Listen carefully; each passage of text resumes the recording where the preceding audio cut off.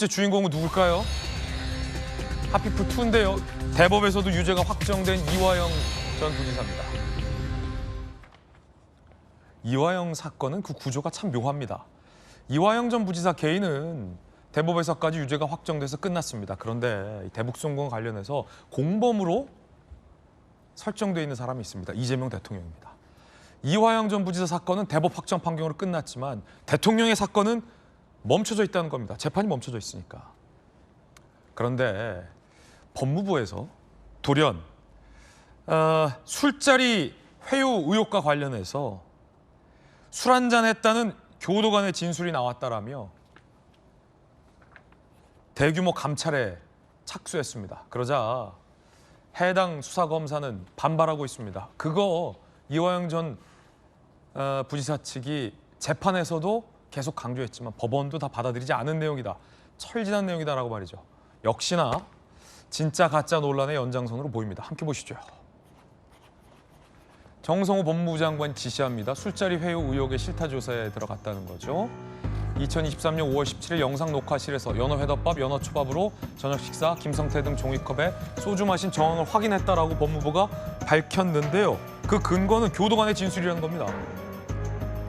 A 교도관이 조사 직후 두 사람에게 술 냄새가 났고 술 한잔 했다는 말을 직접 들었다라고 얘기를 했다라는 겁니다.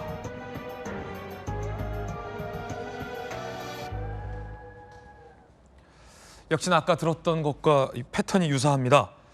술 한잔 한 것 같은데 라는 말을 들었다라는 진술이 법무부가 밝히는 정황인 것 같아요. 자, 법무부의 감찰 결과도 좀 지켜봐야 될 것 같은데 당시에 2심에서부터 이화영 전 부지사 측이 회유 의혹을 주장했지만 2심 재판부도 대법원 재판부도 저 주장을 받아들이지 않았습니다. 당시의 이야기 한번 들어보시죠. 회유와 압박이 계속되어졌습니다. 진술을 어떻게 같이 할 것인가를 지속적으로 맞추었고 이른바 진술 세미나를 반복적으로 했습니다. 이를테면은 김성태 씨가 오늘은 뭐 갈비탕을 먹고 싶다 그러면 갈비탕이 제공되어지고 뭐 짜장면이 먹고 싶다면 짜장면이 제공시켜지고 연어가 먹고 싶다 그러면 연어가 제공되어지고 술을 마신 건 한 번이었었고 그 이외에 다양한 음식을 제공해 갖고 같이 모여 가지고 음식과 다과를 즐기면서 대화를 하고 있었던 것은 뭐 수십 회라고 할 수 있습니다. 이화영 전 부지사께서 이제 검찰에서 회유를 해서 증언들이 바뀐 거다 이런 주장 계속 하고 계신데 저도 언론에 많이 봤는데 네. 그 뭐 상식적이지 않습니다. 무슨 초등학생도 아니고 짜장면 사준다고 진술한다는 게 말이 됩니까? 김기경 대변인, 그 만약에 정말 짜장면 사줬다고 치자고요. 법무부 지시대로. 그러면 대법원에서 유죄를 선고받은 이화영 전 부지사가 무죄로 바뀌는 겁니까? 그렇지 않죠. 대법원에서 확정 판결 나왔고 만약에 재심을 청구를 하게 되면 뭐 재심 사유가 되는지는 잘 모르겠습니다. 저는 저 보면서 상황을 보면서 제가 이제 웃지 않았습니까? 짜장면 사주니까 진술을 바꾼다. 근데 이화영 전 부지사가 어떤 얘기를 했죠? 자기는 원래 이 대북 송금 관련해 가지고 이재명 당시 경기도 지사에게 보고를 했다고 한 얘기입니다. 근데 짜장면 사주니까 입장을 바꿨다? 그럼 이화영 전 지사 입장에서 이재명이라는 사람은 짜장면, 연어, 소주 한 잔 마시면 팔아버릴 수 있는 그런 존재인가요? 말도 안 되는 상황입니다. 그리고 또 하나, 이 사람이 왜 경기도 지사에게 보고를 했다고 하고 그 이후에 왜 진술이 바뀌었는가? 우리가 희대 법정 부부싸움을 봤습니다. 법정에서 이화영 전 부지사의 배우자가 소리쳤잖아요. 정신 차리라고. 그리고 그 이후에 변호인이 싹 바뀌었습니다. 그렇다면 누가 진실을 말했겠습니까? 그리고 총선 이후에 민주당 의원들이 이화영 전 부지사를 찾아갑니다. 구치소에 찾아갔는데 이화영 전 부지사가 그런 얘기를 합니다. 누군가 대속을 해서 당신들 그 자리에 있다 이 얘기를 합니다. 그게 뭐죠? 대속이 뭡니까? 십자가를 졌다는 거잖아요. 아니 왜 교도소에 있는 구치소에 있는 사람이 현직 국회의원들한테 내 때문에 당신들 배치 따라서 이런 얘기를 할 수 있죠? 아, 내가 함구하고 있기 때문에 이재명 대통령이 지금 그 자리에 있는 거다. 대표로서 그 자리에 있는 거다. 그거를 넌지시 제가 볼 때는 SOS도 하면서 은근히 협박을 한 겁니다. 그러니까 저는 이 부분에 있어서 자꾸 왜 이화영 전 부지사의 문제를 들쑤시느냐. 결국은 이재명 대표의 사법 리스크 때문에 그런 거 아닙니까? 저는 지금의 사법부를 공격하는 거나 이화영 전 부지사의 이 문제를 들쑤시는 이유는 이 절대적인 모든 사건의 종착지는 이재명 대통령입니다. 이재명 대통령, 이재명 일병을 구하기 위해서 다 지금 이거 사법부를 속된 말로 거덜내고 있는 겁니다. 그래서 저는 이 부분에 있어서 저는 의혹 제기하는 거 여기서 그치는 게 아니라 의혹 제기하는 부분에 대해서 본인들이 책임을 져야 됩니다. 아니 의혹 제기 나서 사람들은 그 잔상만 있거든요. 각인만 있습니다. 아 오죽하면 저 사람들이 허우대 멀쩡하고 진짜 국회의원 배지까지 단 사람들이 이런 주장을 하는데 뭐 있는 거 아니야? 이겁니다. 그리고 저는 보통의 상식을 가진 국민들은 이걸 받아들이지 않습니다. 하지만 강성 지지자들 중에서는 무슨 말을 하든지 간에 믿고 싶은 스탠바이 준비가 돼 있는 분들이 많아요. 그러니까 그분들의 어떤 상태, 정치적 흥분 상태를 유지시키기 위해서 결국은 사법부를 무력화시키고 윤석열 전 대통령을 유죄하고 이재명 대통령은 무죄 만들겠다는 이 거대한 프로젝트의 빌드업이 계속 진행되고 있다. 이렇게 봅니다. 해당 수사검사는 이렇게 반박했습니다. 조사와 수사 재판에서 모두 사실 무근임이 밝혀진 건이다. 법무부 발표는 대법원 확정 판결에 배치될 뿐 아니라 이화영의 주장을 답습하는 내용이다라고 강하게 비판했습니다. 2심과 대법원 판결에는 이렇게 나와 있습니다. 저 연호 회유 주장을 배척했죠. 2심 재판부 정치인 경력, 연령, 학력을 고려할 때 연어나 술 또는 짜장면 등으로 진술에 영향을 받는다는 건 납득 어렵다라고 기각했고요. 대법원, 검사의 사전 면담 등이 이루어진 증인의 법정 진술 신빙성 판단에 잘못이 없다라고 역시 회유 주장을 배척한 바 있습니다. 자, 홍표 대표님, 이건 어떤 맥락에서 봐야 될까요? 법무부의 이 감찰 착수 지시. 어쨌든 그 이화영 지사 건은 두 가지로 좀 나눠봐야 돼요. 네네. 그러니까 이화영 지사 전체가 무죄가 아니라 이화영 지사가 대법원의 확정 판결 받은 게 이제 두 덩어리지 않습니까? 하나는 이제 쌍방울과 부정부패 뇌물과 관련된 뇌물. 거. 이거는 이제 사실상 뭐 이견이 없고요. 사실관계가 확인된 거죠. 법인카드도 쓰고 했으니까.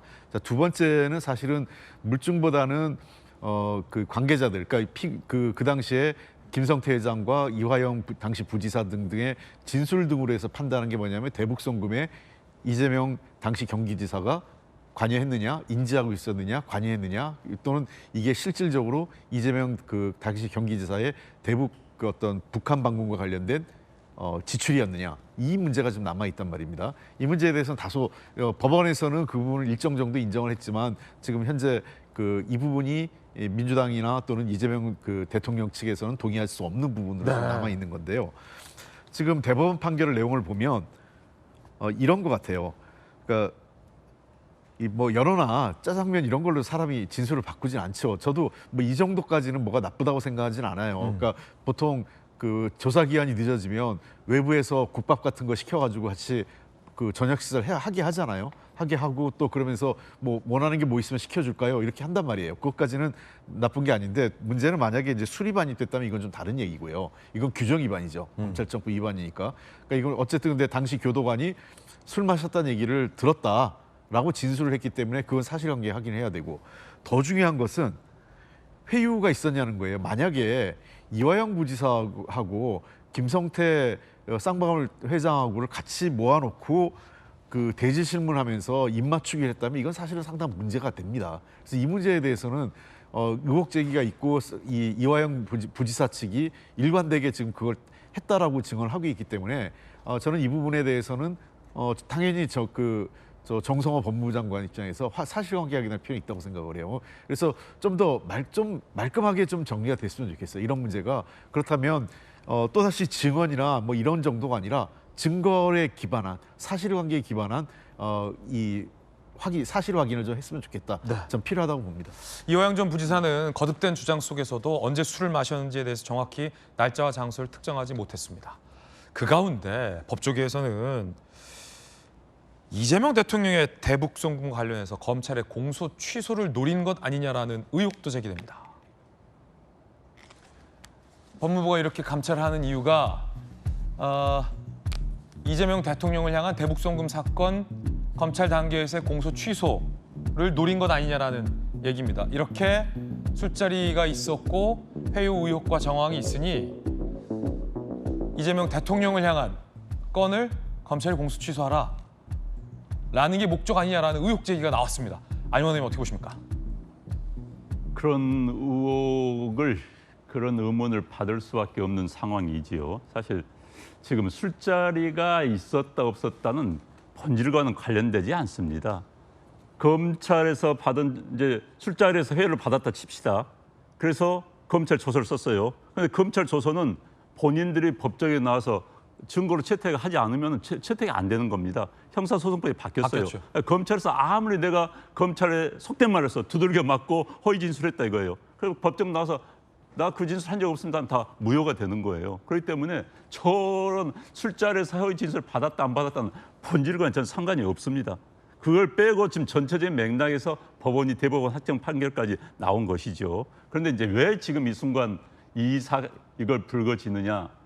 저는 아까 조희대 대법원장에 대한 무슨 해동과도 비슷한 맥락입니다. 하나를 작은 것을 터뜨려 가지고 전체파를 흔드는 거예요. 꼬리를 가지고 몸통을 흔드는 그런 거대한 음모론에 아주 익숙한 분들이 만드는 그런 작전이 아닌가 하는 생각도 들어요. 지금 저렇게 함으로써 검찰 수사가 문제 있다는 의문을 제기를 하는 겁니다. 그러면서 검찰은 엉터리다. 그 당시 검찰은 권력의 하신이었다. 권력의 개였다.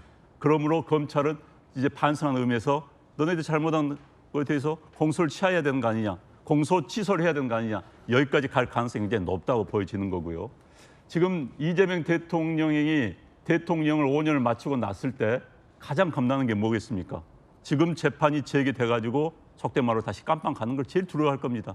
그런데 지금 크게 따지면 대장동, 선거법 위반, 그리고 지금 대북 송금 문제가 남아 있습니다. 그런데 대북 송금이 법조인들 이야기로는 가장 유죄가 받을 가능성이 높다고 이야기를 합니다. 왜? 이화영 지사가 유죄를 받았기 때문에. 비슷한 맥락에서 유죄를 받을 가능성이 높다는 거예요. 선거법 위반은 법을 바꾸면 됩니다. 그래서 발의가 돼 있지 않습니까? 그 법 바꾸면은 신법에 의해서 재판이 없어지는 겁니다. 살아날 수 있어요. 대장동 사건은 제가 보기에도 애매모호한 부분들이 있습니다. 법조계에서 좀 애매모호한 부분이 있다고 그래요. 그래서 그렇기 때문에 재판이 계속 늘어지고 있는 건데 대북 송금 문제는 매우 명확하고 간단히 결론이 나올 수가 있는 거거든요. 그래서 이재명 대통령이 임기가 끝나고 나면 당장 대북 송금 재판 제기되는 순간 어떻게 될지 모르는 겁니다. 그 문제에서 해결할 수 있는 유일한 방법은 현재 본인이 임기에 있을 때 해결할 수 있는 유일한 방법은 검찰을 통한 공소 취소입니다. 그럼 없어지는 거예요. 그럼 재판이 이어지질 않습니다. 그래서 그런 의혹의 목소리도 나오고 있다는 점 아마 제가 말씀드리겠습니다. 네. 자, 여러분 어떻게 생각하십니까?